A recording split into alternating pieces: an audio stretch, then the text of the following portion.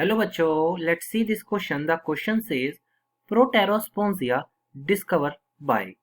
हमें चार ऑप्शन दे रखे हैं यहाँ पे। फर्स्ट है हाइमन, सेकंड है कैंट, थर्ड है Haeckel and last is a Metchnikoff. चलिए जानते हैं, स्टार्ट करते हैं अपने की कंसेप्ट के साथ।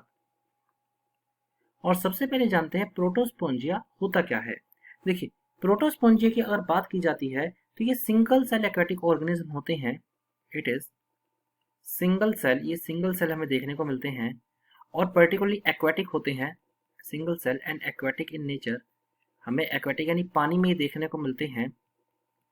सबसे इंपॉर्टेंट बात इनकी ये रहती है कि ये कॉलोनीज बनाते हैं। That is they form colonies.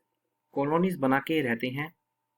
They form colonies में ये फॉर्म करते हैं। साथ ही साथ में अगर हम इनकी बात करते हैं तो ये कहीं ना कहीं इंटरसेलुलर सिग्नलिंग में भी इन्वॉल्व रहते हैं। Involve in intercellular cellular signalling, मतलब ये सेल से सिग्नल एक दूसरे को भेज देते हैं। सिग्नलिंग ये भी काफी इंपॉर्टेंट इसमें देखने को मिलता है। दैट इज ये एंगेज है आपका इंटरसेलुलर सिग्नलिंग के अंडर। आगे अगर हम इसकी बात करें, हम अगर इसमें आगे देखते हैं तो आगे ये भी हमें यहाँ पे जानना है कि पर्टिकुलरली इसका नाम किसने दिया था, इस थ्योरी को प्रपोज किसने किया था। तो ये जो थ्योरी दी गई थी पर्टिकुलरली, ये थ्योरी कैंट के द्वारा दी गई थी। तो हमें लिख देते हैं this theory was given by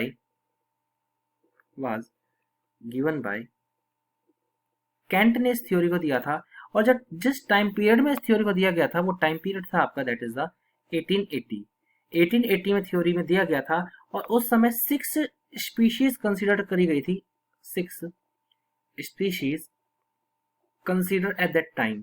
उस समय 6 स्पीशीज को कंसीडर करा गया था। Consider at that time 6 species को इस समय कंसीडर करा गया था। साथ ही साथ में कहीं ना कहीं इसमें देखा गया था what relation exist between the species. कौन से रिलेशन है जो स्पीशीज के बीच में एग्जिस्ट करती है। Exist between species.